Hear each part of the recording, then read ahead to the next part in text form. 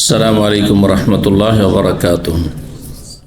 إن الحمد لله نحمده ونستعينه ونستغفره ونعوذ بالله من شرور أنفسنا ومن سيئات أعمالنا. من يهده الله فلا مضل له ومن يضلل فلا هادي له. وأشهد أن لا إله إلا الله وحده لا شريك له وأشهد أن محمدا عبده ورسوله صلى الله تعالى عليه وعلى آله وصحبه وسلم تسليما كثيرا. أما بعد، فقد قال الإمام البخاري رحمه الله تعالى: باب قول النبي صلى الله عليه وسلم: نورث ما تركنا صدقة. قال حدثنا عبد الله بن محمد قال حدثنا هشام قال أخبرنا معمر عن الزهري عن عروة عن عائشة رضي الله عنها أن فاطمة والعباس رضي الله عنهما أتيا أبا بكر يلتمسان ميراثه من رسول الله صلى الله عليه وسلم وهما حينئذ يطلبان أرضيهما من فدك ওয়াসাহমাহুমা মিন খাইবার। সম্মানিত ভাতৃমণ্ডলী, আল্লাহ রাব্বুল আলামিনের প্রশংসা এবং নবী সাল্লাল্লাহু আলাইহি সাল্লামের উপর সালাত ও সালামের পর আজ সোমবার 14 মুহররম 1448 হিজরি মোতাবেক 29 জুন 2026 আমাদের ধারাবাহিক আলোচনা সহিহুল বুখারীর ফারায়েজ পর্ব নম্বর 2। এই পর্বের ফারায়েজ পর্বের অধ্যায় নম্বর 3 থেকে আমরা আজকে শুরু করব।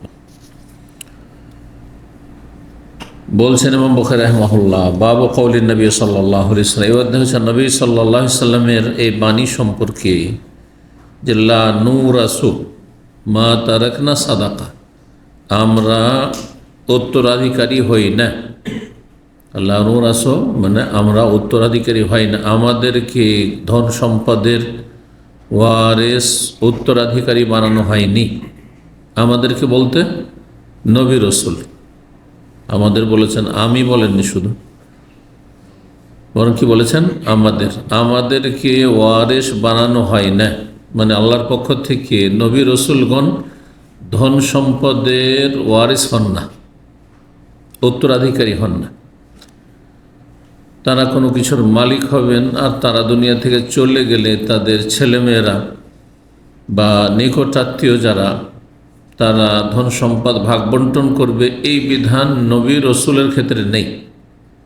লা নুরাসু মজহুলের সাথে পড়া হয়েছে, যারা আরবি গ্রামার বলছে মজহুলের সেগা, এটি প্রসিদ্ধ, কিন্তু এটি লা নুআররিসু মারুফ, মজহুল না পড়ে। আর তসদিদ দিয়ে লা নুআররিসু এটা পড়া যেতে পারে। তাহলে অর্থ কী হবে? নবী সাল্লাল্লাহু আলাইহি ওয়াসাল্লাম বলেছেন লা নুআররিসু, আমরা কাউকে উত্তরাধিকারী বানাই না, আমরা কাউকে ওয়ারিস বানাই না।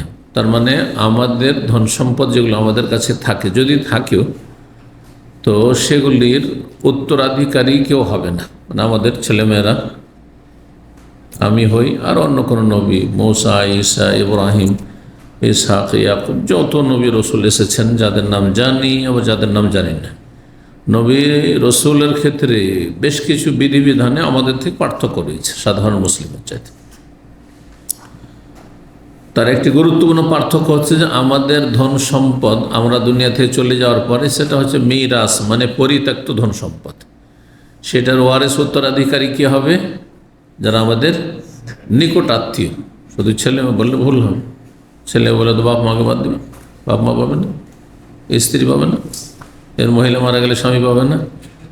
হ্যাঁ, আচ্ছা, ছেলে মেয়ে যদি না থাকে তো ভাই বোন পাবে না, ছেলে মেয়ে নেই বাপ মা নেই তো ভাই বোন পাবে না, ভাই বোনও নেই, ছেলে মেয়ে নেই বাপ মাও নেই, তাহলে ভাতিজার পাবে না। তাহলে বোঝা গেল যে ছেলে মেয়েরা শুধু ওয়ারিস হয়, এই কথাটি ভুল কথা আমাদের। নিকট আত্মীয়, এই ক্ষেত্রে নিকটের মানুষ থাকতে দূরের মানুষ পাবে না। ফারায়েজের একটি বিধান হচ্ছে হাজব, মানে আড় সৃষ্টি করে দাও, আড় সৃষ্টি করে দাও। কাছের আত্মীয় থাকতে দূরের আত্মীয় কি হয়ে যাবে? অন্তরালে পড়ে যাবে, মানে ওদের সামনে পর্দা করে দিবে যে আমরা পাবো, তোমরা পাবে না। জি, বাবা যদি বেঁচে থাকেন, বাবাও আছে আর আপন ভাই বোন আছে, তো বাবা ওদের জন্য আড় সৃষ্টি করবে যে আমি বেঁচে আছি, তোরা কেউ বলবে না। আমার ছেলে মারা গেছে বা মেয়ে মারা গেছে, এবার বোঝা গেছে। ছেলে আছে বা ছেলে মেয়ে উভয় আছে, তাহলে সব ধন সম্পদ ছেলে মেয়ে নিতে পারবে, বাবা না থাকলে চাচারা কেউ পাবে না, কিচ্ছু পাবে না। এইভাবে তো লানু ওয়ারেস মানে আমরা ওয়ারেস বানাই না, মানে আমাদের ধন সম্পদের কেউ ওয়ারেস উত্তরাধিকারী হবে এই বিধান নেই। তা ধন সম্পদ যা থাকবে সেটাতে কেউ ভাগ পাবে না, যদি থাকেও কি হবে, মা তারাকনা সাদাকা, মা এটা ইসিম মৌসুল, আল্লাযী তারাকনা, যা কিছু আমরা ছেড়ে যাব, যা আমাদের পরিত্যক্ত ধন সম্পদ হবে, তা হচ্ছে কি সাদাকা। যে কোনো নবী রাসূল দুনিয়া থেকে চলে গেছেন, মারা গেছেন, যদি তাদের ধন সম্পদ থেকে থাকে তাহলে সেটা অটোমেটিক সাদাকা হয়ে যাবে, সাদাকা করতে হবে না। এটা আল্লাহর পক্ষ থেকে ঘোষণা করা আছে, অটোমেটিক সাদাকা হয়ে যাবে। কিন্তু আমি আপনি ধন সম্পদ জীবদ্দশায় সাদকা করতে হবে, সাদকা না করলে সাদকা হবে না। যদি দান সাদকা না করেন, নিজেও খেললেন না, দান সাদকাও করলেন না, আখেরাতও পেলেন না, দুনিয়াতেও ভোগ করলেন না, এমন কৃপণ লোক আছে কিন্তু আমাদের সমাজে। আর নিজেও যদি দুনিয়াতে একটু ভালো মতো একটু সুন্দর খেত, তাও কিছুটা ভোগ করতো, তাও দুনিয়াতেও বঞ্চিত। এত কষ্ট করে এক শ্রেণীর জাহেল মূর্খ বকিলগুলো, কৃপণগুলো। আর দান সাদকা করলো না যে হ্যাঁ ওপারে গিয়ে পাবে, দুনিয়া তো পেত ওর বরকত, আর আখেরাতে কিছু পাবেন নাকি তাও করে গেল না। তাহলে কার হয়ে গেল ধন সম্পদগুলি? হ্যাঁ, ওয়ারেসের হয়ে গেল, সাদকা হবে না, উত্তরাধিকারীদের হয়ে গেল। আপনি মরে যাওয়ার পরে এক পয়সারও মালিক না আপনি, এ কথা বলা যাবে না এগুলো আপনার না, আপনার না, এখন অন্যের হয়ে গেছে। মারা যাওয়ার সাথে সাথে অন্যের হয়ে গেছে। আল্লাহু আকবার। কোনো মূল্য নেই দুনিয়ার। আপনি যা কিছু নিয়ে যেতে পারেন এখান থেকে, নেকির সম্বল দান সাদকা করে, ওইটাই শুধু আপনার। নবী সাল্লাল্লাহু আলাইহি ওয়াসাল্লামের একটি হাদিস আছে, প্রসিদ্ধ হাদিস, সহিহ বুখারীতে, ইয়াকুলুল আবদু মালি মালি, মানুষ বলে যে এটা আমার পয়সা, এটা আমার পয়সা, এটা আমার সম্পদ, এটা আমার জমি, এটা আমার জায়গা, এটা আমার বাড়ি, এটা আমার গাড়ি। আপনি মারা যাওয়ার পর আপনার গাড়ির মালিক আপনি না, আপনার বাড়ির মালিক আপনি না, আপনার কোম্পানির মালিক আপনি না, কিছু না আপনার। মানুষের স্বভাব হচ্ছে এটা আমার, সেটা আমার, এটা আমার, ওইটা আমার, মালি মালি, মানে হাজা মালি, হাজা মালি, হাজা মালি, এই যে আমার এইখানে আছে, ওইখানে আছে। ও হাল্লাকা মিন মালিকা, তোমার মাল সম্পদ কোথায়? ইল্লা মা তাসাদ্দাকতা ফামদাইতা, যদি দান সাদকা করে থাকো তাহলে সেটা অগ্রিম পৌঁছে দিয়েছো, কাজ হয়ে গেছে, নেকির খাতায় চলে গেছে, আমল নামে সফল। ইল্লা মা তাসাদ্দাকতা ফামদাইতা, সাদকা করে থাকো তাহলে পেয়ে গেছে। আও আকালতা ফাফনাইতা, আর যদি খেয়ে থাকো, খেয়ে দিয়ে সেটা শেষ করে দিয়েছো, হ্যাঁ লোডিং আনলোডিং হয়ে গেছে, শেষ, কোনো মূল্য নেই আর আছে। খেয়ে দিয়ে যদি রাখা যেত তো ভালো খাবার পেলে কিছুদিনের জন্য খেয়ে নিত। উটের মতো যদি আল্লাহ ক্ষমতা দিত মানুষকে, যে উট একবার পানি পান করলে 2, 4, 10 দিন 15 দিন কাজ চালাতে পারে, আল্লাহকে শক্তি দিয়েছে। কিন্তু আমি আপনি উটের কাছে এখানে দুর্বল, অসহায়, তাহলে মানুষ কত কমজোর। সকালের পানি খায়, সন্ধ্যাবেলা কাজ দেবেন না, যতই পানি খান না কেন, 5 লিটারও যদি সকালবেলা পানি খেয়ে নেন, হ্যাঁ তো সন্ধ্যাবেলা আর কাজ দেবেন না, আবার পিপাসা লেগে যাবে। যত বেশি খেয়েছেন তাড়াতাড়ি লোড হয়ে আনলোড হয়ে গেছে, আবার পানির প্রয়োজন হয়েছে শরীরে। লহ, কিচ্ছু মূল্য নেই। আকাল দফা আফনাইত, আর না হলে ভালো ভালো কাপড় পোশাক যা কিছু পরেছ, খরচ করেছে এর জন্য, দামি দামি পোশাক পরেছ, লাবেস্তা ফাউলাইতা, যদি কাপড় পরে থাকো আজকের নতুন, কিছুদিন পরে পুরাতন ছিঁড়ে গেছে, নষ্ট হয়েছে, ফেলে দিতে হয়েছে, অত আর পড়তে পারছেন না, তখন অগতিতে দান করছেন এক শ্রেণীর।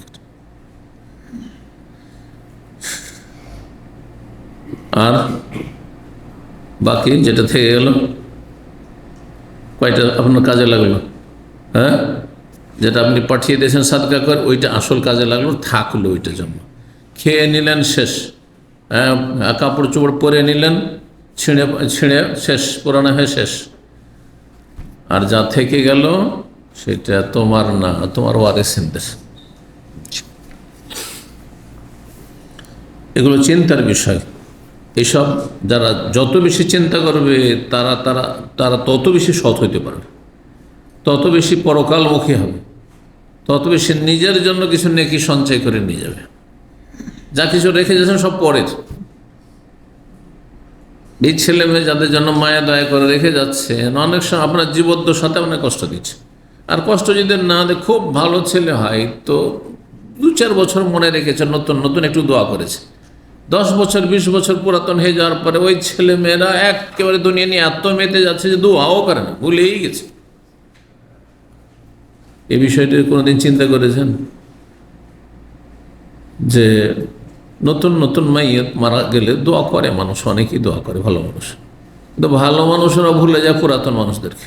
আপনার দাদার জন্য দোয়া করেন কতবার আপনি? নানা নানির জন্য কতবার দোয়া করেন আপনি? হ্যাঁ, দাদার বাবা, দাদার দাদা, তারা আপনার নিকটাত্মীয় না? হ্যাঁ হ্যাঁ, কে দোয়া করেন? ফিনিশ, ভুলে গেছে ওদেরকে। মানুষ দুনিয়া আপন গতিতে চলতে আছে, মানুষ চলতে আছে, যারা চলে গেছে পুরাতন হয়ে গেছে ভুলেই গেছে একবারে কি অবস্থা আছে, কোন খোঁজ খবর নেই, দোয়া অনেক কিচ্ছু না, তার নেকি পৌঁছে না তাদের কাছে। কিন্তু আপনি যদি কিছু করে যেতে পারতেন তো সেই নেকিটা পৌঁছে থাক। সাদকায়ে জারিয়া করে গেছেন, এলম জারি চালু করে গেছেন, কিছু মানুষের উপকার করেছেন, এলমে নিয়ন্ত হবে, এগুলো আপনার কাজে আসবে।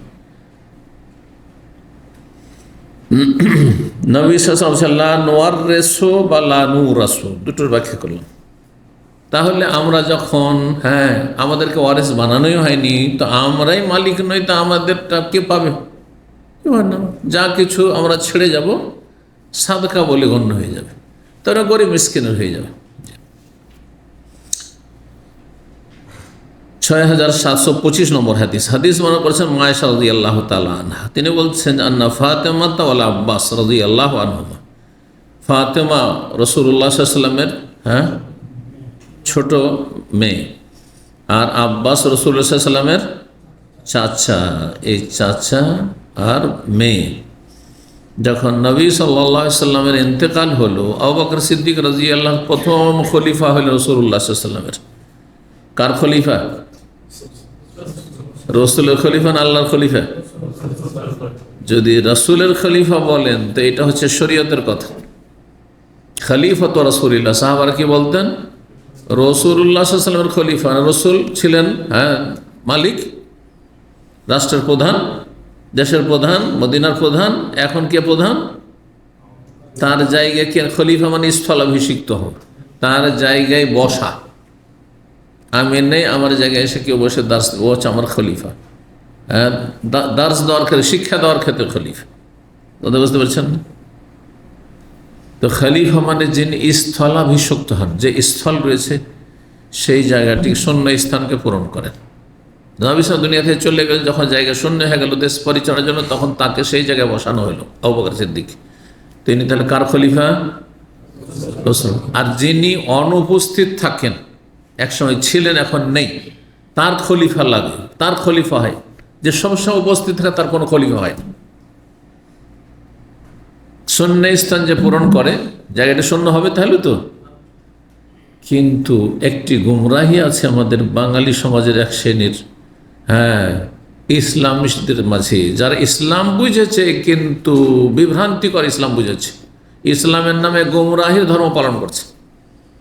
তাদের আকীদা আমল কথাতে অনেক বেদাত আছে, গুমরাহি। তার একটি হচ্ছে মানুষ হচ্ছে আল্লাহর খলিফা, মানুষ হচ্ছে আল্লাহর খলিফা। মানুষ আল্লাহর খলিফা না। আল্লাহ কখনো গায়েব হয়ে যাবেন নাকি? নাই না, সবসময় আছেন। আল্লাহর আদি নেই, অন্ত নেই, শুরু নেই, শেষও নেই। তিনি সর্বদা আছেন আর সর্বদা থাকবেন। আর খলিফা কি করা হয়, বুঝছেন না? আর কোনো একটি হাদিস দেখাতে পারবেন না যে মানুষকে বা আদমকে আল্লাহর খলিফা বলা হয়েছে। কোরআনে বলা হয়েছে ইন্নী জাইলুন ফিল আরদি খলিফা, বলেন যে খলিফাতি, আমার খলিফা বানাবো। যদিও এখানে আয়াতে থাকতো যে আমি দুনিয়াতে আমার খলিফা বানাবো, তাহলে তো কাজ হয়ে যেত, তাহলে দলিল পেয়ে যেতেন যে হ্যাঁ মানুষ আল্লাহর খলিফা। কিন্তু আল্লাহ বলছে আমি একজন খলিফা বানাবো। কার খলিফা? তাহলে আপনাকে বুঝতে হবে, আপনি ভুল বুঝে গোমরা হয়েছেন। আগে দুনিয়া আবাদ করতো জিনেরা, জিনদেরকে নেতৃত্ব থেকে সরিয়ে, মালিকানা থেকে সরিয়ে তাদের জায়গায় শ্রেষ্ঠ মখলুক আল্লাহ সৃষ্টি করলেন জমিন আবাদ করার জন্য। জমিন আসল হচ্ছে মানুষের জন্য, জিন সাইডে এটা হচ্ছে। তা আমরা জিন আগে থেকে পয়দা হয়েছিল, জিনদের জায়গায় তো আমাদেরকে আল্লাহ খলিফা বানিয়ে, আদমকে আল্লাহ খলিফা বানিয়েছেন যে এখন তুমি দুনিয়া আবাদ করো, তোমার ছেলেমেয়েরা দুনিয়া আবাদ করবে। বুঝতে পেরেছেন? বুঝে না, সঠিক ইসলাম বুঝে না আমাদের অধিকাংশরা। এই জন্য দেখেন বাস্তব এটা। কিন্তু বিরান ঘর যদি পড়ে থাকে, আপনি ঘর বানিয়েছেন আর বিরান ফেলে রেখেছেন, তো শয়তানে বাসা বেঁধে দেবে, জিন শয়তানে বাসা বেঁধে দেবে। আর যখন বসবাস শুরু করবেন, ভালো মানুষ যদি হন তাহলে ও ভয়ে পালিয়ে যাবে, টিকতেই পারবেন না। আর খারাপ মানুষ হলে আপনাকে তাড়াবার চেষ্টা করবে, দখল করার চেষ্টা করবে। যেমন আপনার জমি জায়গা কেউ যদি দখল করেন, আপনি প্রবাসে আছেন আর যদি দখল করেন নাই, শহরে জায়গাগুলি দখল হয়ে যাচ্ছে না, অনেকে বেমানি করে নিচ্ছে, তাহলে ওর গায়ের জোর থাকলে আর আপনি পাচ্ছেন না, অথচ কিনেছেন আপনি। কিন্তু গায়ের জোর যদি আপনার থাকে, তো পিটিয়ে হোক আর আইনের আশ্রয় নিয়ে, আইনের জোর আছে অথবা গায়ের জোর আছে, প্রভাবশালী হোক, তখন যতই দখল করুক না কেন এগুলো উচ্ছেদ করে দেওয়া যায়। বুঝছেন? বাস্তব সত্য। যেখানে মানুষ বাস করে সেখানে আর জিন শয়তান বাস করতে পারে না। ময়লা আবর্জনা যেখানে যেখানে মানুষ থাকতে পারে না, গন্ধ, ওখানে থাকে, ওখানে জিন শয়তান থাকে। এটা বাস্তব ঘটনা বলি। এই দাল্লা সানাইয়া, জানেন দাল্লা সানা? এখানে আল্লাহ যে খুদেরিয়ার পরে যে এলাকাটি, এটি আজকে থেকে 25 বছর আগে জঙ্গল ছিল, যারা পুরাতন মানুষ জঙ্গল ছিল, দেখেছি। ওই এলাকায় বক্তব্য করতে যেতাম। একটা ক্যাম্প ছিল একবারে বন জঙ্গলের ফাঁকে, একটা ছোটো মসজিদ আছে, আর ওইখানে করে ক্যাম্প আছে, কিছু লোকের আছে, মসজিদে বক্তব্য করতাম। হ্যাঁ, পুরাতন মসজিদ, নতুন মসজিদ, আর তারপর একটি বড় মসজিদ হলো, এই 3টি মসজিদ জানতাম। এইসব মসজিদগুলোতে একসময় খুব গেছি। জঙ্গল ছিল, এই এলাকা আবাদ হতে লাগলো, আর তার প্লটিং হইলো, মহল্লা হলো, আর নতুন বাড়ি হলো। তারপর আমাদের একদিনই ভাই সেন্টার আসেন, মাঝে মাঝে এখন আসেন, পরিবার নিয়ে থাকতেন। নতুন বিল্ডিংয়ে এখনও কাজ কমপ্লিট হয়নি, কিন্তু একটা ফ্ল্যাটে উনি থাকছেন নতুন বাসায়, আর বন জঙ্গল এরিয়া, আশেপাশের লোক তেমন কেউ বাস করেন না। দুটো একটা আশেপাশে বিল্ডিং আছে, ওগুলোতে হয়তো কেউ বাস করে না, বিরান হয়ে আছে। সেই বিল্ডিংটাও প্রায় বিরান হয়ে আছে। ও যখন ডিউটি চলে আসে, তখন ওর স্ত্রীকে শয়তান পেরেশান করা শুরু করে। এই যে দরজায় এত জোরে আঘাত করছে, লাথি মারছে, মানে ভেঙে ফেলে দিবে। তখন ওই মহিলা ভয় পায় যে চোর ডাকাত আসো নাকি, দেখে কিছুই নেই, চোর ডাকাত নেই, তাহলে জেন শয়তানের ব্যাপার সবার আছে। তখন ওই কোরআন নিয়ে বসে যায় কোরআন পড়ার জন্য, কিন্তু ভিতরে এমন ভয় ঢুকে যে কোরআন ধরেও শান্তি পায় না, কোরআন পড়েও শান্তি পায় না, অশান্তি। এদিন ঠিক দুপুরবেলা 12টা-1টার সময় আমার বাসার নিচে চলে এসছে। আমি এইখান থেকে যাচ্ছি, আর নিচেই দেখা পেরেশান হয়ে আছে। বলছে ঘটনাই, আমি বলছে আমি যখন থাকি তখন আর জিন শয়তান কোনো নেই, দরজাতে বাড়ি নাই, কিচ্ছু নেই, আঘাত নেই। কিন্তু যখন আমি ডিউটি চলে আসি, তখন মনে হচ্ছে দরজা ভেঙে ফেলে দিই। গেলাম, নিজেই গেলাম সরজমিনে, ওর রুমে গেলাম, দুপুরবেলা ঠিক 1টা-2টার সময় গেলাম ওর সান্ত্বনার জন্য। গিয়ে দেখি কিছুই নাই, কিচ্ছু নেই, ঠান্ডা শান্ত এরিয়া একবার, আশেপাশে কোনো হইচই নেই, মানুষও বাস করে না, নির্জন। আমি বলে এই বাসা তাড়াতাড়ি ছাড়েন আপনি। এই জায়গাগুলি দখল করেছিল জিন শয়তানে। এখন নতুন আপনি বসবাস শুরু করেছেন, এখন পেরেশান করছে, তাড়াইতে পারলে ওরা বাস করবে, বুঝতে পারছেন? আর যদি তাড়াইতে না পারে, হেরে যায়, তাহলে তখন আপনারা আবাদ করবেন। এই যে আদম আলাইহিস সালামকে দিয়ে আল্লাহ জমিনকে আবাদ করে নিয়েছেন, কথা বুঝলেন না? জি, এই হচ্ছে আদম আলাইহিস সালাম জিনদের খলিফা। এদেরকে সরানো হয়েছে। যেমন আগের শাসক ছিল, চলে গেছে, ওর কোনো এখন মূল্য নেই, তাই না? হয় মারা গেছে, না হয় পদচ্যুত হয়েছে, হেরে গেছে, কোনো মূল্য নেই তার এখন দেশে। বর্তমান যে নেতা আছে সে খলিফা, এখন তার স্থলাভিষিক্ত। হ্যাঁ হ্যাঁ, সুপার পাওয়ার তার কাছে। তো আবু বকর সিদ্দিক রাদিয়াল্লাহু তাআলা আনহুর কাছে আসলেন, ফাতেমাও আসলেন আর আব্বাসও আসলেন। উদ্দেশ্য কি? ইলতামিসান মিরাসাহুম রাসূলুল্লাহ সাল্লাল্লাহু আলাইহি ওয়াসাল্লামের পরিত্যক্ত ধন সম্পদ। মিরাস মানে হ্যাঁ, মৃত ব্যক্তির পরিত্যক্ত ধন সম্পদ। নবী মারা গেছেন, তাহলে বুঝে গেছে। তাহলে মিরাস কেন বললেন? বর্ণনাকারীকে মা আয়েশা সহিহ আকীদা জানতেন না? মা আয়েশা ওয়াহাবি ছিলেন? মা আয়েশা জান্নাতি ছিলেন না? এই বেদাতিরা যারা বলে যে হায়াতুন নবী, নবী বেঁচে আছেন, নবী মারা গেছেন বললে হ্যাঁ বেয়াদবি হয়ে যাবে, হ্যাঁ ওয়াহাবি হয়ে যাবে, গোমরা হয়ে যাবে। কারা জান্নাতি? এই বেদাতিরা যারা বলছেন নবী বেঁচে আছেন, না মা আয়েশা যারা বলছেন যে মিরাস, মিরাস কখন বলা হয়? মানুষ যখন দুনিয়া থেকে চলে যায়, মারা যায়, আর তারপরে পরিত্যক্ত ধন সম্পদকে কি বলা হয়? মিরাস বলা হয়। আর যে এই মিরাসে ভাগ পায় তাকে ওয়ারিস বলা হয়। দেখেছেন, মিরাস কথাটা আমাদের বাংলায় ব্যবহার হচ্ছে আরবি শব্দ। আমি এটা মিরাসে পেয়েছি। আর এখান থেকে হ্যাঁ বাবার ওরসজাত সন্তান, ওই যে মিরাস থেকে ওরসজাত সন্তান, সব ভাষা বাংলা ব্যবহার।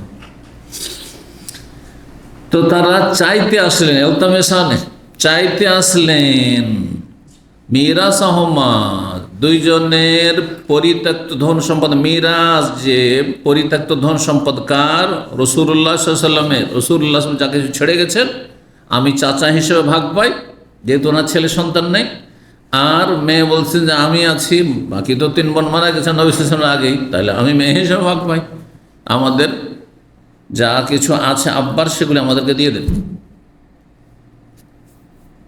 তা নবী সাল্লাল্লাহু আলাইহি ওয়াসাল্লামের ছিল কি ইন্তেকালের সময়? তেমন তো কিছু ছিল না, কিন্তু হ্যাঁ স্ত্রীদের ভরণ পোষণের জন্য কিছু জমি জায়গা ছিল।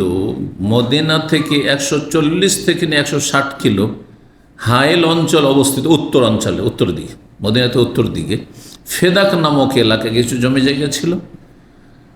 আর খাইবার এলাকায় কিছু জমি জায়গা ছিল। হাদিস আসছে মদিনায় কোনো জমি জায়গা ছিল না, কারণ এই সব জায়গাগুলো নবী সাল্লাল্লাহু আলাইহি সাল্লাম এখান থেকে যা কিছু উৎপন্ন হয়ে আসতো, সেটা খেজুর হোক অথবা খাদ্যদ্রব্য হোক, সেটা কার জন্য দিতেন? স্ত্রীদেরকে দিয়ে দিতেন, কারণ স্ত্রীদের ভরণ পোষণ ফরজ স্বামীর ওপর। এই সময় তাদের 1 বছরের খরচ সেখান থেকে দিতেন। ওই জমিগুলি থেকে যায়। এই ফেদাক অঞ্চলে যুদ্ধ ছাড়াই কাফেররা সারেন্ডার করেছিল, যুদ্ধ ছাড়া কোনো যুদ্ধ হয়নি। আর তারপর সেখানে ফায়ের ধন সম্পদ, সূরা হাশরে ফায়ের ধন সম্পদের কথা আল্লাহ বর্ণনা করেছে। মা আফা আল্লাহু আলা রাসূলিন আহলিল কুরা ফালিল্লাহি ওয়া লির-রাসূলি ওয়া লিযিল কুরবা, এইভাবে আল্লাহ বর্ণনা করেছেন। তো রাসূলুল্লাহ সাল্লাল্লাহু আলাইহি ওয়াসাল্লামের তাতে হক ছিল। তো এই ফেদাকের জমি থেকে হ্যাঁ, আর ওয়াসাহমাহুমা মিন খাইবার, খাইবারে যে অংশটা পাবে, খাইবারে কিছু জমি জায়গা ছিল যেখান থেকে ফসল আসতো নবী সাল্লাল্লাহু আলাইহি ওয়াসাল্লাম বিবিগণের জন্য। তো নবী সাল্লাল্লাহু আলাইহি ওয়াসাল্লাম মারা গেছেন, সুতরাং শুধু স্ত্রীরা তো, স্ত্রী তো সামান্য পাবে। হ্যাঁ, স্ত্রীর মেয়ে আছে যখন নবী সাল্লাল্লাহু আলাইহি ওয়াসাল্লাম, তাহলে ভাগ হিসেবে কত পায়? স্ত্রী 8 ভাগের 1 ভাগ সমান, মানে 2 আনা, শুধু 16 আনা 2 আনা পাবে, 8 ভাগের 1 ভাগ, অষ্টাংশ। আর বাকি তাহলে কে পাবে? মেয়ে পাবে। আর মেয়ে অর্ধেকের বেশি নিতে পারবেন না, আর অবশিষ্ট যা থাকবে আসাবে হিসেবে চাচা পেয়ে যাবে, কেন চাচাই নিকটাত্মীয়, আর কেউ নেই ওর চাইতে নিকটের। তাই তারা চাইতে এসেছিলেন, কিন্তু নবী সাল্লাল্লাহু আলাইহি ওয়াসাল্লামের এই হাদিস তারা জানতেন না, আব্বাস চাচাও জানতেন না, আর ফাতেমা রাদিয়াল্লাহু তাআলা আনহা জানতেন না। আমরা ভাবছেন যে আমরা মেলা মাসাল জানছি, ওনারা জানবেন না। তখনকার যুগে এইরকম বই পুস্তক ছিল না যে বই পড়ে সব ইসলামের সব মাসলা জেনে নেবেন। একটি হাদিস অমুকের কাছে মুখস্থ আছে, শুধু অমুক কাছে, আর কেউ জানে না, হয়তো 2-4-5 জন জানে। হ্যাঁ, ফাতেমা রাদিয়াল্লাহু তাআলা আনহার কাছে এই হাদিসটি পৌঁছেনি যখন নবী সাল্লাল্লাহু আলাইহি ওয়াসাল্লাম কথাটি বলেছেন, আর চাচার কাছে পৌঁছেনি, আব্বাস রাদিয়াল্লাহু তাআলার কাছে এই হাদিসটি পৌঁছেনি। কিন্তু হাদিসটি আবু বকর সিদ্দিকের জানা ছিল, মা আয়েশা রাদিয়াল্লাহু তাআলা আনহার জানা ছিল, অন্যান্য সাহাবায়ে কেরামদের জানা ছিল, জি, ওমর রাদিয়াল্লাহু তাআলা জানা ছিল, জানতেন হাদিসটি। কি হাদিসটি? ওই যে অন্য হাদিস হচ্ছে নাহনু মাআশিরুল আম্বিয়া, আরও বলে দিই পূর্ণ হাদিসটি। এখানে শুধু হচ্ছে লা নুরাসু, নাহনু মাআশিরুল আম্বিয়া, আমরা নবীদের দল, নবীদের জামাত, লা নুরাসু, আমাদেরকে ওয়ারিস বানানো হয়নি, বা লা নুওয়ারিসু, আমরা কাউকে উত্তরাধিকারী বানাইতে পারি না, মানে আমাদের ধন সম্পদের কেউ ভাগ পাবে না। মা তারাকনা, তাহলে যা কিছু আমরা ছেড়ে যাব সেটা কি হয়ে যাবে? সাদাকা হয়ে যাবে। সাদাকা তো ভাগ করে দিতে পারবো না, সাদাকা বাইতুল মালের, তো বাইতুল মালে থাকবে। হ্যাঁ, তাহলে তোমরা কি খাবে? তাহলে প্রশ্ন উঠতে পারে, তো নবীর মেয়ে কি খাবেন? কী করে সংসার চলবে? আর তার নবীর চাচা কি খাবে? কীভাবে সংসার চলবে? হ্যাঁ, তার জন্য ব্যবস্থা আছে। খলিফার জন্য বা যে দিন রাষ্ট্রপ্রধান হবে তার দায়িত্ব রয়েছে, তাদের কি করবে? ভরণ পোষণ দিবে। তো আবু বকর সিদ্দিক রাদিয়াল্লাহু তাআলা আনহু তখন কি বললেন এই কথাটি শুনে 6726 নম্বর আগের সনদেই হাদিসটি বর্ণনা করেছেন, নম্বর ভিন্ন দেওয়া হয়েছে। ফাকাল আলহাম আবু বকরিন, আবু বকর সিদ্দিক রাদিয়াল্লাহু তাআলা আনহু যেহেতু তখন খলিফা, রাষ্ট্রনায়ক, তিনি বললেন উভয়কে, কাকে? ফাতেমাকে রাদিয়াল্লাহু আর চাচা আব্বাসকে, যে সামে তো রসুল আল্লাহ সাইকুল, রসুল্লাহ সাহেব আমি বলতে শুনেছি, আপনারা হয়তো জানেন না এই হাদিসটি, লা নুরাসু, আমাদেরকে ওয়ারিস বানানো হয়নি না, আমরা ধন সম্পদের মালিক না, মালিক হইলেই না ছেলেমেয়েরা আমার মালিক হইতে, আমি তো মালিকই না। এখন বাইতুল মাল আমানত যদি আমার কাছে জমা থাকে, কোটি কোটি টাকা ধরেন জমা আছে, ওইটা কি মালিক আমি? আমার কাছে আমানত আছে। হ্যাঁ, ধরেন এই আমানত রক্ষণাবেক্ষণে আমাদেরকে সারাদিনটা ওতে আমাকে দিতে হচ্ছে, ডিউটি করতে হচ্ছে, তাহলে সেখান থেকে আমি বাইতুল মাল থেকে আমার ভরণ পোষণ নিতে পারবো, আমার পরিবার ভরণ পোষণ নিতে পারবো, কিন্তু আমি কি সেটার মালিক? যখন আমি মালিক না, তো আমার পরে আমার ছেলেরা কি তাতে এক পয়সার হক রাখে? কোনো হক রাখে না। খুব সহজ ভাষা বলছে। তো আবু বকর সিদ্দিক বললেন যে আমি রাসূলুল্লাহ বলতে শুনেছি, লা নুরাসু, আমরা নবীরা ওয়ারিস বানানো হয়নি আমাদেরকে, বা আমরা কাউকে ওয়ারিস বানাই, মা তারাকনা সাদাকা, যা কিছু আমাদের পরিত্যক্ত হবে, যা ছেড়ে যাব দুনিয়া থেকে, সাদাকা, সেটা সাদাকা বেতুল মালে জমা হয়ে, বেতুল মাল থাকবে। তো এগুলো জমি জায়গা ওয়াকফ, তাহলে এই জমি জায়গাগুলি আছে, এখান থেকে যে উৎপন্ন আসবে ফসল বা ফলমূল, সেটা থেকে মুহাম্মদ সাল্লাল্লাহু আলাইহি ওয়াসাল্লামের পরিবারকে, আলে বাইতকে ভরণ পোষণ দেওয়া হবে। সরকারের উপর ফরজ কি করবে? তাদের গোটা বছরের ভরণ পোষণ, খাওয়া দাওয়া খরচ দেবে, যা কিছু খরচ লাগে। তাই বলছেন যে আমার দায়িত্ব যেটি ফরজ, সেটি হচ্ছে আপনাদেরকে গোটা বছরের যা কিছু লাগে, ভরণ পোষণ ইত্যাদি খরচ খরচা প্রয়োজন সব আমাকে দিতে হবে, এটা আমি দেবো। কিন্তু জমি যেটা সাদাকা বাইতুল মালে, সেটা আপনাকে উঠিয়ে দিয়ে দেবো চাচা হিসাবে নবীর, আর আপনি মেয়ে হিসাবে আপনাকে উঠিয়ে দিয়ে দেবো, এটা তো আমার তো খেয়ানত, এটা দেওয়া জায়েজ না আমার জন্য, নবী সাহেব নিষেধ করেছে। বলছেন ইন্নামা ইয়াকুলু আলু মুহাম্মদ মিন হাযাল মাল, এই সম্পদ থেকে যা কিছু উৎপন্ন হবে সেখান থেকে মুহাম্মদ সাল্লাল্লাহু আলাইহি ওয়াসাল্লামের পরিবার পরিজন খাবে, সেখান থেকে তাদের খরচ খরচা চলবে। কাল আবু বকর সিদ্দিক রাদিয়াল্লাহু তাআলা আনহু দেখলেন, হাদিস সংক্ষেপ করে, সামনে লম্বা হাদিস আসছে, তারা কিন্তু অনড়, দুইজনে জেদে চলে আসেন যে না, ফাতেমা বলছে এটা আমার আব্বার ভাগ আমি পাবো, চাচা বলছেন আমার ভাতিজার আমি পাবো, আমাদেরকে দেন, আপনি দিয়ে দেন। বুঝতেই পারছেন না এদেরকে, কারণ ওরা জানেন না হাদিসটি, আর ভাবছেন যে না, এটা তাহলে আমাদের সাথে মনে হয় অবিচার হচ্ছে। অনেক কিছু না থাকলে মানুষ না জানার কারণে কিন্তু ভুল করে, দেখছো। তারা মাসুম না, নবী রাসূল না, যে তাদের কাছে ওহী আসবে। কাল আবু বকর সিদ্দিক রাদিয়াল্লাহু তখন বললেন, ওয়াল্লাহি, আল্লাহর কসম করে বলছেন, লা আদাউ আমরান, আমি এমন কোন বিষয়কে ছাড়তে পারি না, এমন কোন কাজ ছাড়তে পারি না, রাআইতু রাসূলুল্লাহ ইয়াসনাউহু ফীহি, যেই কাজটি রাসূলুল্লাহ সাল্লাল্লাহু আলাইহি ওয়াসাল্লাম করতেন সেটা আমি করব না, এমনটা হইতে পারে না, ইল্লা সানাতু, সেটা করব। রাসূলুল্লাহ সাল্লাল্লাহু আলাইহি ওয়াসাল্লাম আপনাদেরকে চাচা হিসেবে আপনাকে দিতেন, বাইতুল মাল থেকে মেয়ের সংসার চালাতেন, ওগুলো সব করবো, কিন্তু জমি জায়গায় যেহেতু বলেছেন এগুলো কি ওয়ারিস ছেলেমেয়েরা হইতে পারবে না, কেউ হয়তো আত্মীয় স্বজন হইতে পারবে না, আমি তা করতে পারবো না। কালা বর্ণনাকারী বলছেন, ফাহাজারাতহু ফাতেমা রাদিয়াল্লাহু তাআলা আনহা মনক্ষুণ্ণ হলেন খানিকটা, মনের আশা যখন পূর্ণ হল না, মনক্ষুণ্ণ হইলেন।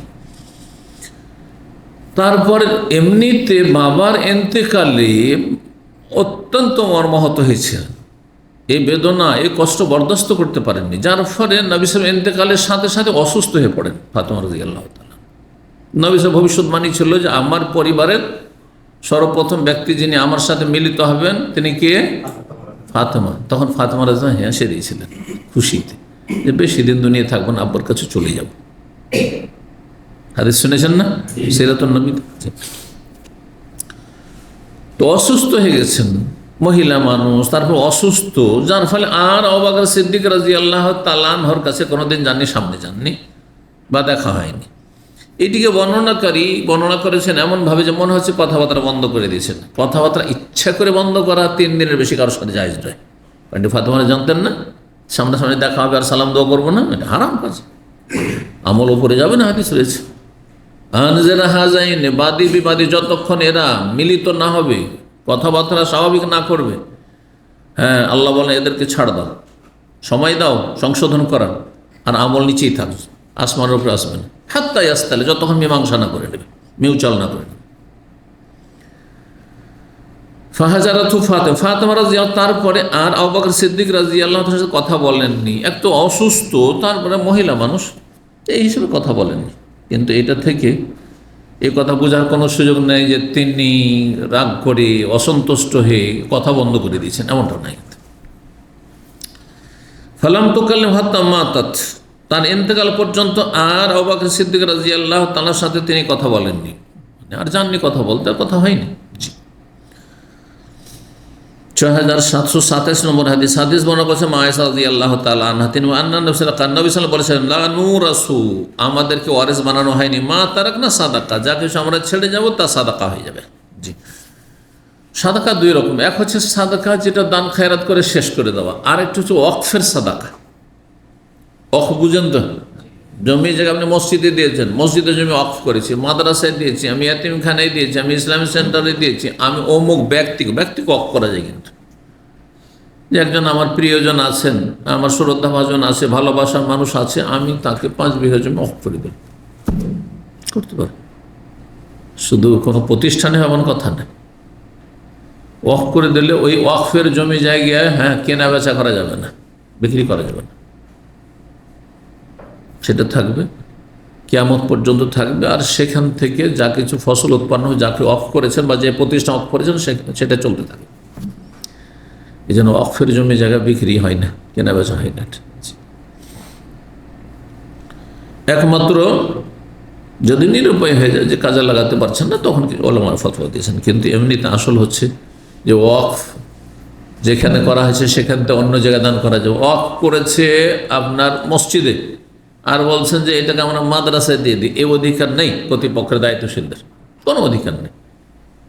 ওয়াকফ করেছে অমুক মসজিদে অমুক গ্রামে, বলছে অমুক গ্রামে না দিয়ে এটা শহরে ঢাকাতে দিয়ে দিই, এর কোনো অধিকার নেই। লা ইউবাহু ওয়া লা ইউহাব, কাউকে দান করাও যাবে না, আর সেটা বিক্রি করা কেনা বেচাও যাবে না। আর সেখান থেকে যা কিছু ফসল হবে সেটা সাদাকা গরিব মিসকিনকে দেওয়া হবে, বা যাদের নিয়তে বা যে প্রতিষ্ঠানের নিয়তে দেওয়া আছে সেখানে খরচ করা হবে। মূলটা বহাল হবে, যাতে করে যিনি ওয়াকফ করেছেন কিয়ামত পর্যন্ত নেকের সিলসিলা জারি থাকে। এখানে একটা জমি ধরেন একটু দান করলেন আপনি, আর ওইটা মাদ্রাসাওয়ালারা বিক্রি করে সাথে সাথে খেয়ে দিয়ে শেষ করে দিল, শিক্ষকদের বেতন দিয়ে শেষ করে দিল, অথবা ছাত্রদের খাইয়ে শেষ করে দিল, তো শেষ করে দিল আপনার নেকির রাস্তা, তাই না? কিন্তু ওই জমিটা যদি থেকে যায়, যতদিন পর্যন্ত জমিটা আছে কিয়ামত পর্যন্ত আল্লাহর এই জমি থাকবে, যতদিন পৃথিবী না ধ্বংস হবে ততদিন পর্যন্ত আপনার নেকি পৌঁছে থাকবে, ফসল উঠছে আবার নেকি পৌঁছেছে আপনার কাছে। জি, এটাও সাদাকা একরকমের, কিন্তু তার হুকুম ভিন্ন। ওয়াকফের একটি যে অধ্যায় সেটি ভিন্ন বিষয়, যে এটা সাধারণ দান সাদকার মতো না। জি, মা তারাকনা সাদাকা। 6728 নম্বর হাদিস বর্ণনা করছেন মোহাম্মদ ইবনে জুবাইর যাকার আলী যিকর হাদিস ফান্তালাক্তু, মালিক ইবনে আওস বলছেন যে মোহাম্মদ ইবনে জুবাইর মুতিম আমার সামনে একটি হাদিস বর্ণনা করেছেন, বলছেন তাতে যে ফান্তালাক্তু হাত্তা দাখালতু আলাইহি, তার কাছে গেলাম, ফাসালতু, তাকে জিজ্ঞেস করে, ফাকালা ইনতালাক্তু হাত্তা আদখুল আলা ওমর, আমি গেলাম ওমর রাদিয়াল্লাহু তাআলা আনহুর কাছে দেখা করার জন্য। ফাতাহ হাজে বহু ইয়ারফা, তখন ইয়ারফা নামক তার দারবান বুঝেন তো, হ্যাঁ কি রক্ষী বলা হয় সেটাকে, হ্যাঁ কি দেহরক্ষী ছাড়া, হ্যাঁ গেটম্যান আপনার, হ্যাঁ অন্য হ্যাঁ পাহারাদার বাবার দারবান। ফকাল হাল্লাকা ফি ওসমান ও আব্দুর রহমান ও জুবাইর ও সাদ, গিয়ে বললেন যে আপনি কি ওসমান আর আব্দুর রহমান আর জুবাইর আর সাদকে আপনার কাছে আসার অনুমতি দিচ্ছেন? এই বিশিষ্ট সাহাবায়ে কেরামগণ, উসমান তৃতীয় খলিফা, আব্দুর রহমান বিন আউফ, জুবাইর বিন আওয়াম, সাদ বিন আবি ওয়াক্কাস, সবাই কিন্তু আশরা মুবাশশারা, 10 জন জান্নাতের সুসংবাদ প্রাপ্ত সাহাবায়ে কেরামগণ। কালার নাম, হ্যাঁ আসতে বলো, দুপুরবেলা ছিল না, হাদিস রয়েছে। ফাজান আল্লাহ অনুমতি দিলেন। সুম্মা কালা, তারপরে তাহলে বোঝা গেল যে অন্য কারো বাড়িতে গেলে পারমিশন নিয়ে যেতে হবে, হুট করে গিয়ে গেটে হাজির। আর এমন সময় সেটা তার বিশ্রামের সময়, আপনি দুপুরবেলা ঘুমান না, একটানা ডিউটি করেন বিকাল 4টা পর্যন্ত, আর একজন 2 বেলা ডিউটি করেন, যখন তখন আপনি কল দিয়ে দেবেন। হ্যাঁ, আজকালকার অধিকাংশ আমার নিজের সুবিধা দেখে কল দেয়, যে আমি তো জেগেই আছি।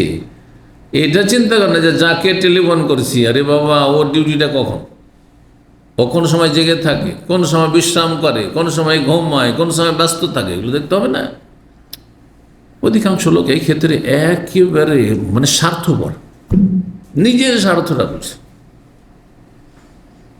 একজন হাফেজ, আল্লাহ হেদায়েত করে, আমার সাথে এরকম যে কত কাহিনী আছে, রাত্রে 1টা বা 2টার সময় টেলিফোন করছে কয়েক বছর আগে, আর তাও এই হায়াত প্লাস এখান থেকে কাছে, এখানে বাস করে, সেন্টারে এসে দেখা করতে পারে। প্রথমত দামামের লোকের টেলিফোনে আমি উঠাইলে খুব অসন্তুষ্ট হই, সামনে এসে দেখা করি। দামামের লোকের টেলিফোন উঠাবো তো ইউরোপ, আমেরিকা, অস্ট্রেলিয়া আর সারা দুনিয়া টেলিফোন কী করে উঠাবো আমি? তো আপনাদেরকে টেলিফোনে কেন সময় দেবো? আপনি আসেন এখানে গরজ থাকলে। ব্যতিক্রম কখনো হইতে পারে, হ্যাঁ। তো যাই হোক, তারপর রাও রাত 2টার সময় হচ্ছে, দেখি যদি হতে পারে কোনো লোকের বালা অসুবিধা হইতে পারে, জেগেও ছিল তো উঠিয়ে নিয়েছি, ঘুমটা ভেঙেছে ওই সময়। দেখি আমি একজন হাফেজ কোরআন, এসছি দেশ থেকে, চাকরি বাকরি নেই, কাজকর্ম নেই, তো সেকে একটু যদি দেখতেন। আমি বললাম যারা ভাই, এটা তো রাতের শেষ তৃতীয়াংশ, এই সময় যদি আমাকে না বলে আমার রবকে, আল্লাহকে যদি বলতেন, তো হয়তো এখন রুজি লেগে যেত। এই ভাষাতেই বললাম, এই সময়টা আমাকে বলার না, এটা আল্লাহকে বলার সময়। আস্তাগফিরুল্লাহ। আর সকালবেলা ফজর পর টেলিফোন করে দিচ্ছেন, হ্যাঁ ওকে বুঝতে হবে যে সৌদি আরব ফজর পর সময়টা কেমন। হ্যাঁ, উনি কখন অফিসে থাকেন, তাহলে তার আগের সময়টা হয়তো রেস্ট্রিক্টেড। উনি যে বিকেল বা রাত 10টা পর্যন্ত থাকেন, তাহলে অবশ্যই জোহর থেকে আসর রেস্ট্রিকশন, এগুলো বুঝতে হবে না। আর যার সম্পর্কে জানা আছে যে হ্যাঁ সারাদিন ডিউটি করে, আর তারপরে আমরা আরবদেরকে টেলিফোন করলে, যদি সরকারি চাকরি করে, আমার অনেক কাজীদের সাথে আমাদের কথা হয়, তো আমরা এমন সময় তাদেরকে মেসেজও দিই না যেই সময়টাই তারা রেস্টে চলে যান। যার 3টার সময়, 2টা-3টার সময় তাদের অফিস টফিস বা আদালত শেষ, আর তারপরে গিয়ে আসর পরে তারা বিশ্রাম করে। হ্যাঁ, আসর পরে আমি দেখছি যে আসর পরে ফ্রি সময় আমাদের, আসল সময় আমাদের আসর পর যোগাযোগের, কিন্তু সবার সাথে নয় এটা। যারা সারাদিন ডিউটি করেছে তার সাথে আসর পর না, মাগরিব পর করেন। কেন মাগরিব একজন মুসলমানকে নামাজ পড়ার জন্য মাগরিব উঠতে হয়েছে, তো মাগরিব থেকে সামর্থ্য করে। আল্লাহ বুঝার তৌফিক দান করেন। অনুমতি নিয়ে সাহাবায়ে কেরামদের এটি আদর্শ ছিল, এই নয় যে ঢুকে পড়ি বা গেটে হাজির হয়ে যায়। অনুমতি কি দিচ্ছেন, একজন গিয়ে অনুমতি চাইলেন, হ্যাঁ, তাও কার মাধ্যমে? গিয়ে গেটম্যানকে বলছে। জি, ওসমান, আব্দুর রহমান, জুবাইর, সাদকে অনুমতি দিচ্ছেন? হ্যাঁ, ফাজান আল্লাহ অনুমতি দেওয়া হয়। সুম্মা কালা, তারপর হাল্লাকা ফি আলীন ও আব্বাস, আপনি কি আলী আর আব্বাসকে অনুমতি দিচ্ছেন? আরও 2 জন।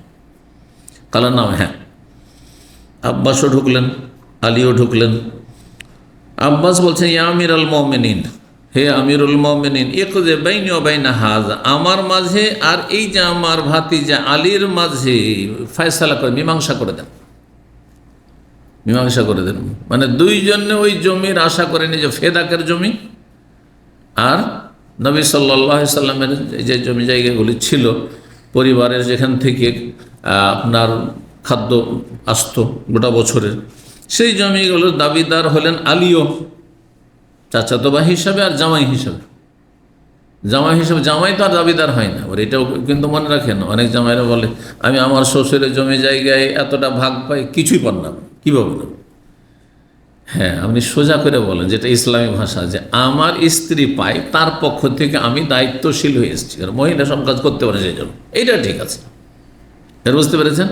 তো আলী রাদিয়াল্লাহু তাআলা আনহু স্ত্রীর ভাগের জন্য গেছিলেন, নিজের জন্য যান না, যে আমি শ্বশুর কাছে, শ্বশুর কাছে 1 পয়সা পাবেন না। কি গোটা দুনিয়ার জমি জায়গা আর ধন সম্পদ যদি আপনার শ্বশুর সাহেব ছেড়ে যায়, আপনি কিছুই ভাগে পাবেন না। আপনার স্ত্রী পাবে। আর আপনার স্ত্রী যদি মারা গিয়ে থাকে আপনার শ্বশুর আগে, তাহলে আপনি কিছুই পাবেন না। আমি তো জামাই, পাবেন? কে পাবে? আপনার শ্বশুর সাহেবের ভাই হলে ভাই পাবে, আরে ভাতিজা হলে ভাতিজা পাবে, যদি বাপ মা না থাকে। ছেলে অন্যায় বাপ মানে আপনার শ্বশুরের, কিন্তু জামাই পাবেন না। আর আপনার মনে করছে আমি জামাই পাবো, আমি পাবো না, তো পাবে কি? আপনি কে তা? বৈবাহিক সম্পর্ক, এই বৈবাহিক সম্পর্ক দিয়ে ধন সম্পদের ভাগ পাওয়া যায় না, একমাত্র স্বামী স্ত্রীর মাঝে। মাসলা শুনেন না, বৈবাহিক সম্পর্কের মাধ্যমে ধন সম্পদের ভাগ পাবেন কার থেকে? স্বামী পাবে স্ত্রী থেকে, স্ত্রী পাবে স্বামীর থেকে, যে আগে মারা যাবে।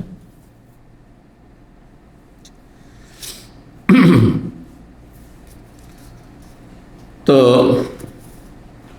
অনুমতি দেওয়া হলো। তখন এসে বলছেন আব্বাস যে আমার মাঝে আর আমি ভাতিজার মাঝে মীমাংসা করে দেন। তাহলে আনশুদুকুম বিল্লাহিল্লাযী বিইযনিহি তাকুমুস সামা ওয়াল আরদ, সে আল্লাহর দোহাই দিয়ে, আল্লাহর শপথ দিয়ে বলছি, যার অনুমতি ক্রমে আসমান জমিন দণ্ডায়মান হয়ে রয়েছে, স্থির হয়ে রয়েছে। হাল তা'লামুনা, আপনারা কি জানেন, আন্না রাসূলুল্লাহ সাল্লাল্লাহু আলাইহি ওয়াসাল্লাম কাল, কে বললেন?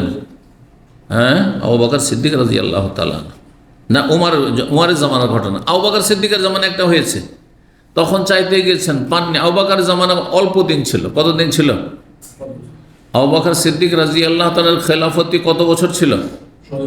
হ্যাঁ, 2 বছর 3 মাস 10 দিন মাত্র, 2 বছর মাত্র, 2 বছর 3 মাস 10 দিন মাত্র, অল্প সময়।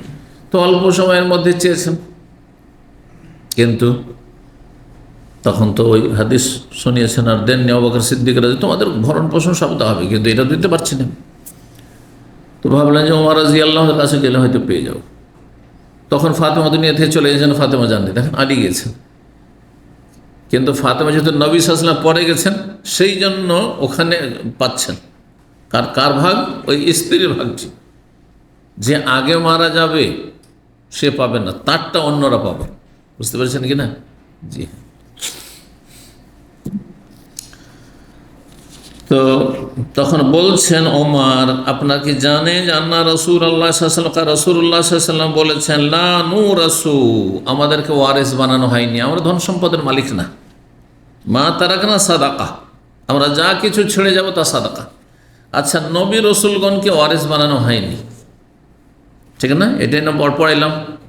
কোরআনের আয়াত কেউ যদি পেশ করে দেয় আমার বক্তব্যের বিরুদ্ধে, তো কি জবাব দেবেন? ওয়ারিসা সুলাইমান ও দাউদা,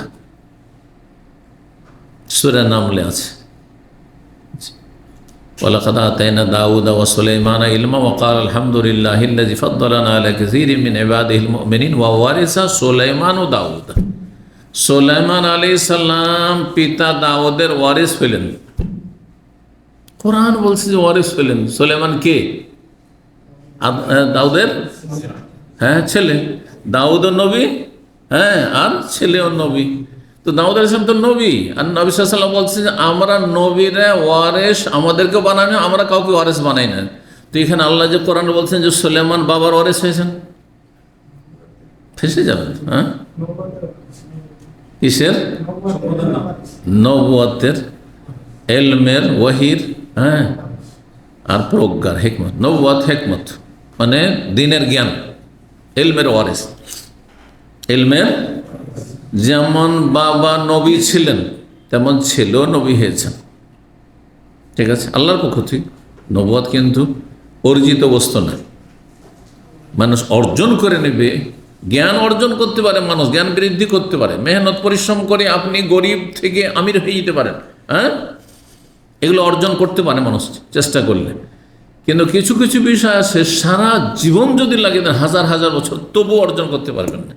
মানে সেই বস্তুটি বা সেই বিষয়টি অর্জিত বস্তু না, আল্লাহর দান। যেমন নবুয়ত, রিসালাত, নবী হওয়া। সারা জীবন যদি আমরা সিজদায় পড়ে থাকি, কেউ নবী রসুল হইতে পারবো? নবী রসুল আল্লাহর বিশেষ দান, যাকে নবী করেছেন শেষ নবী খাতামুন নবীর মাধ্যমে শেষ হয়ে গেছে। নবুয়তের সমাপ্তি হয়ে গেছে, ঠিক না? সারা জীবনে সিজদা পড়ে থেকে আসমানি কিতাব কেউ হাসিল করতে পারবেন না। এরকমই যা আল্লাহ দিতে চান না তা হাসিল করতে পারবেন না। কিছু জিনিস আছে মেহনত করে আমরা এগিয়ে নিতে পারি, কিন্তু রব্বুল আলামিন যা দেবেন না, লা মানিয়া মাতিত ওয়ালা মুতিয়া লিমা মানাত, আল্লাহ তুমি যদি না দাও তো কোনো শক্তি দিতে পারে না, অর্জন করেও পারবেন না হাসিল করতে সেটা।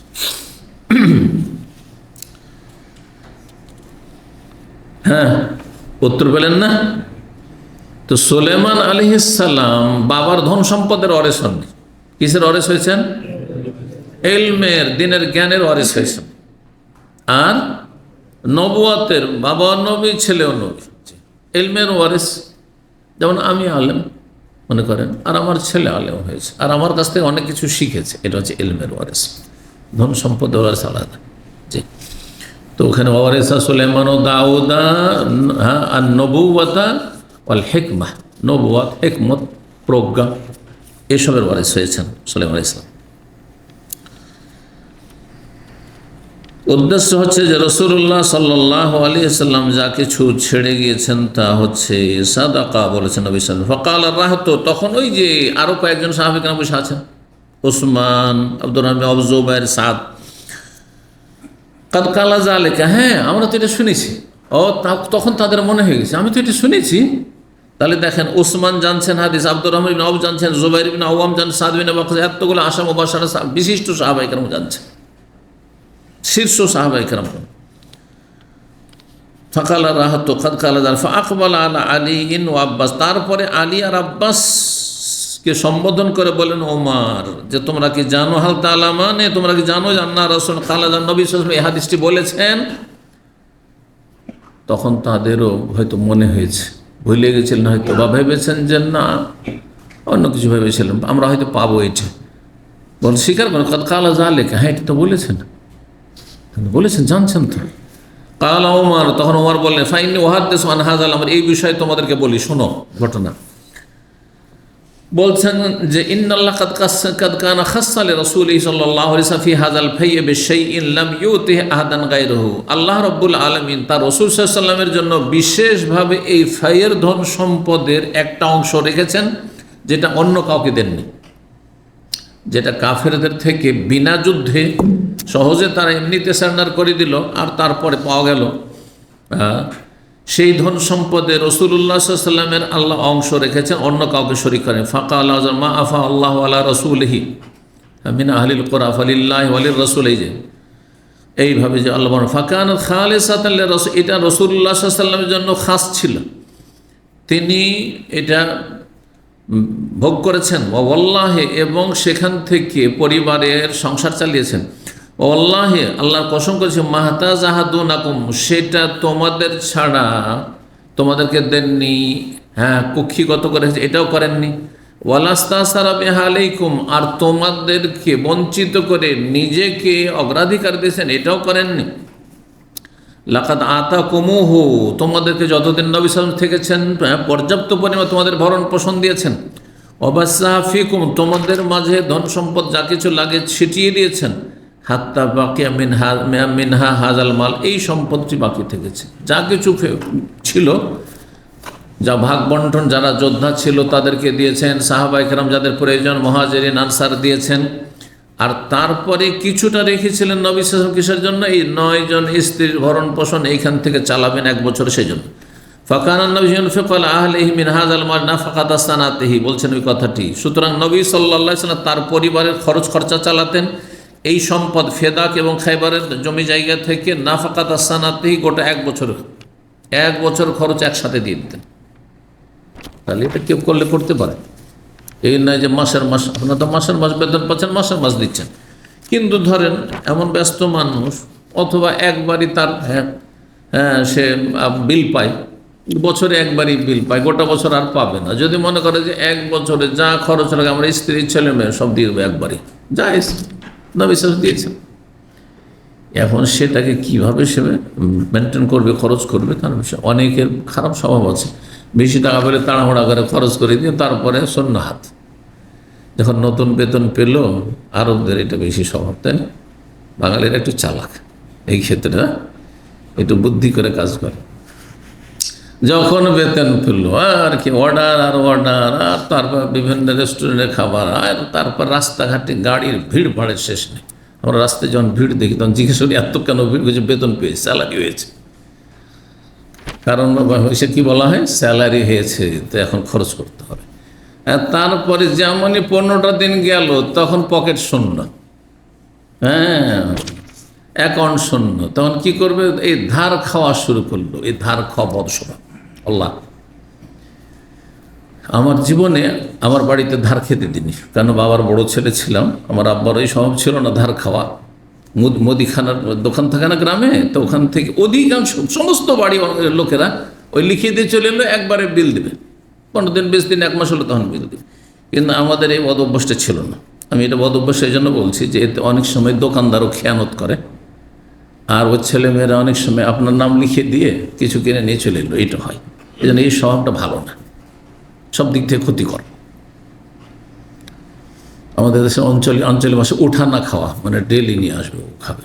হ্যাঁ, তা মদিনা থেকে প্রথম বছর 9 মাস থাকার পরে গিয়েছি। তারপরে দেখি আমার ভাইয়েরা ওই সিস্টেম শুরু করেছে।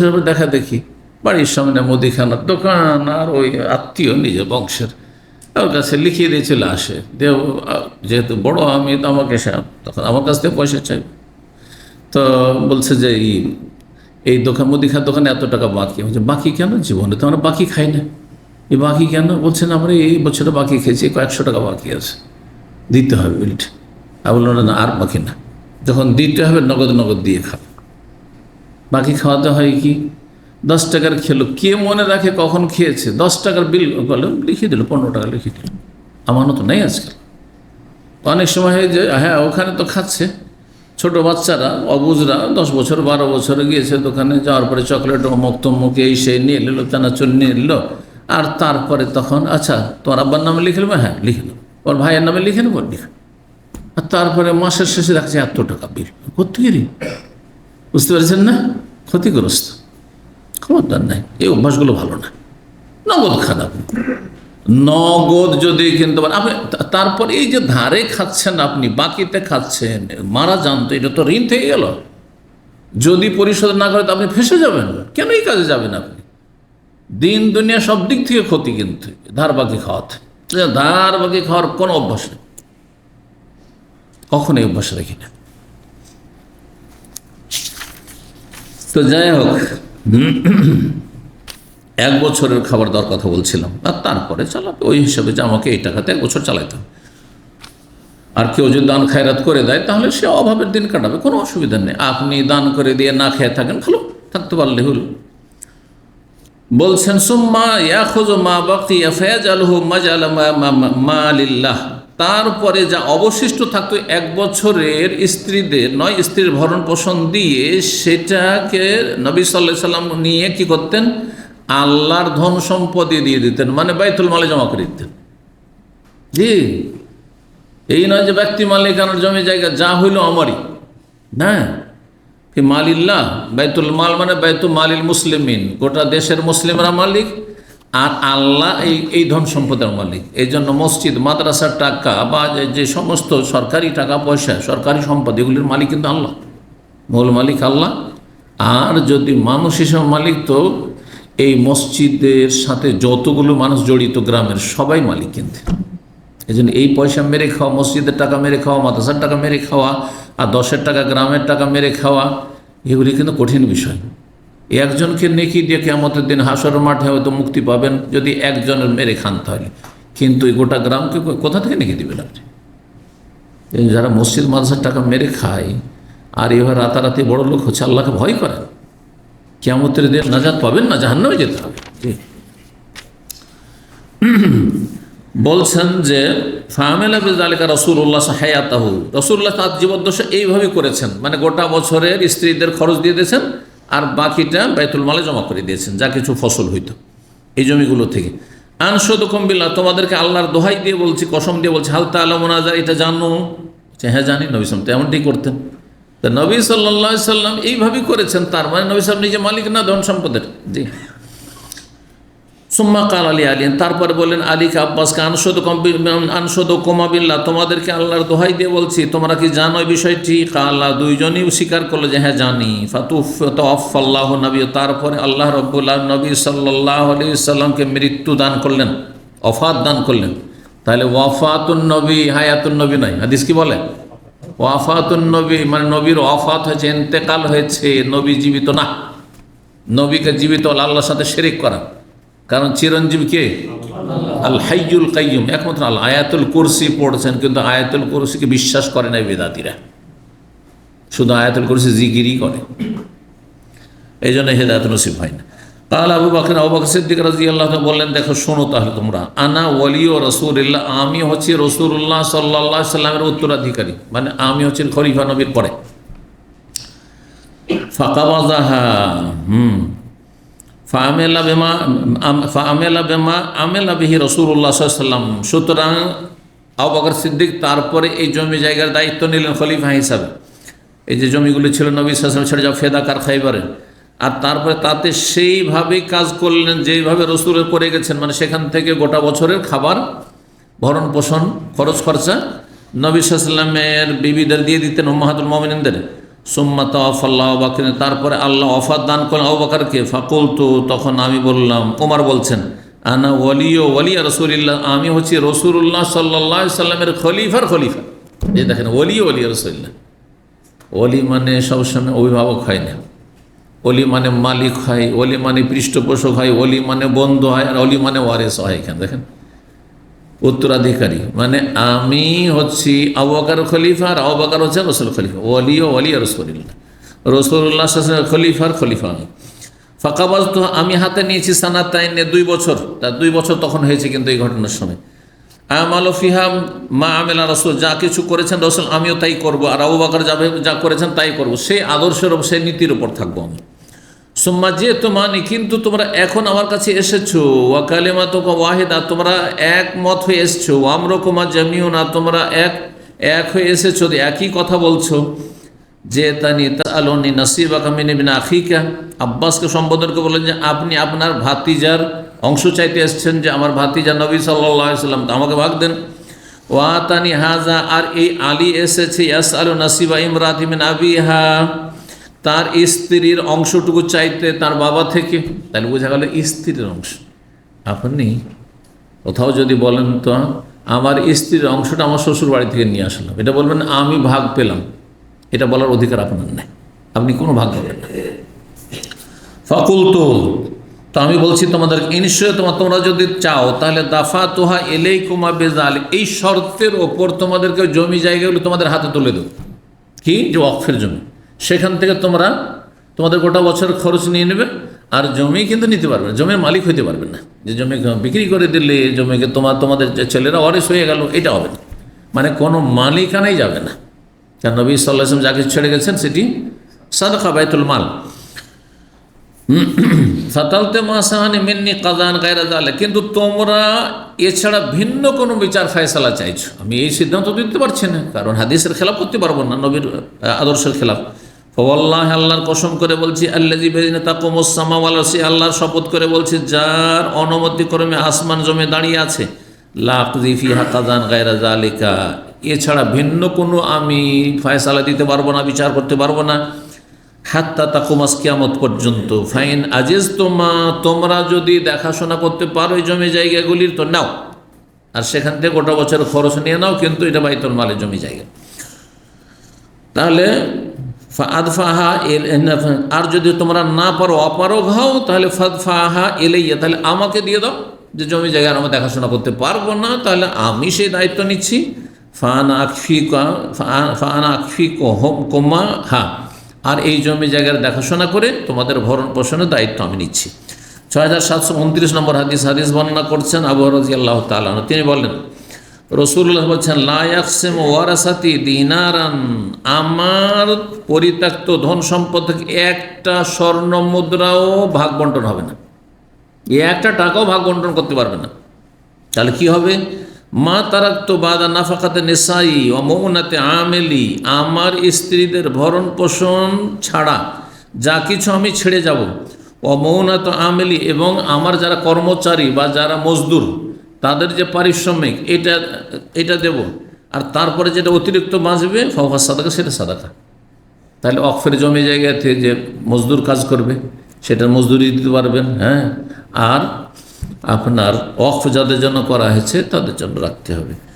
6730 নম্বর হাদিস, এতে শেষ হচ্ছে ইনশাআল্লাহ, কিন্তু একই বিষয় চলছে আজকে। মা আয়েশা রাদিয়াল্লাহু তাআলা বললেন যে নবী সাল্লাল্লাহু আলাইহি ওয়াসাল্লামের সহধর্মিণীগণ হিনা তুফিয়া রাসূলুল্লাহ সাল্লাল্লাহু আলাইহি ওয়াসাল্লাম, রাসূলুল্লাহ সাল্লাল্লাহু আলাইহি ওয়াসাল্লাম যখন ইন্তেকাল হয়ে গেল, আরাদনা ইয়াবআসনা উসমান ইলা আবি বকরিন, তারা চাইলেন যে উসমানকে পাঠাবেন আবু বকর সিদ্দিক রাদিয়াল্লাহু তাআলার কাছে। তারাও ভাবছিলেন যে নবী সাল্লাল্লাহু আলাইহি ওয়াসাল্লামের যে জমি জায়গাগুলোতে আমাদের বছরের খরচ আসতো, এই জমিগুলি আমরা ভাগ করে নেব, 9 স্ত্রী আছি আর ফাতেমা আছে আর আব্বাস আছে, সব ভাগ করে নেব, মিরাসের ভাগ বন্টনের কথা তারাও ভেবেছিলেন। তারা চাইলেন উসমানকে প্রতিনিধি হিসেবে পাঠাইতে কার কাছে? আবু বকর সিদ্দিক খলিফার কাছে। ইয়াস আল্লাহ মিরাস, আমরা তাদের যে ধন সম্পদের যে ভাগ নবী থেকে তারা চাইছিলেন। ফাকাত আয়েশা, মা আয়েশা রাদিয়াল্লাহু তাআলা বললেন যে আলাইসা কালা রাসূলুল্লাহ সাল্লাল্লাহু আলাইহি ওয়াসাল্লাম, রাসূলুল্লাহ এই কথা বলেননি? লা নুরাসু, আমরা ধন সম্পদের কি হই না, ওয়ারিস আমাদেরকে বানানো হয়নি, বা লা নুআরিসু, আমরা ওয়ারিস বানাতে পারি না অন্য কাউকে, উত্তরাধিকারী আমাদের কেউ হতে পারে না। মা তারাকনা সাদকা, যা কিছু আমরা ছেড়ে যাব তা সাদকায় পরিণত হবে। কিসে পরিণত হবে? দান সাদকায় পরিণত হবে। তো এখানে আমাদের ফারাইজে শুধু নবী সাল্লাল্লাহু আলাইহি সাল্লামের যে পরিবারের ভরণ পোষণের জন্য যে জমি জায়গাগুলি ফায়ের ধন সম্পদের ছিল, সেগুলির সম্পর্কে ফারাইজের মশলা কী হবে? যেগুলিতে ফারাইজ চলবে না, ভাগ বন্টন চলবে না, বরং এটি বাইতুল মাল হিসাবে থাকবে, আর সেখান থেকে তার পরিবার বা তার বংশের যারা আছে তাদের খরচ খরচা চলবে। এখনও যদি এমন জানা থাকে যে ওয়াকফের ধন সম্পদ 1400 বছর ওয়াকফ করা হয়েছে, তাহলে সেটা ওয়াকফই থাকবে, বিক্রি করা চলবে না। সেখান থেকে যাদের জন্য ওয়াকফ করা হয়েছে তাদের ভরণ পোষণ বা তাদের প্রয়োজন মেটানো হবে। এখানে আজকের আলোচনা শেষ করছি। ও জাযাকুমুল্লাহ খাইর। সুবহান রাব্বিকা রাব্বিল ইজ্জাতি আম্মা ইয়াসিফুন ওয়া সালামুন আলাল মুরসালিন, আলহামদুলিল্লাহি রাব্বিল আলামিন।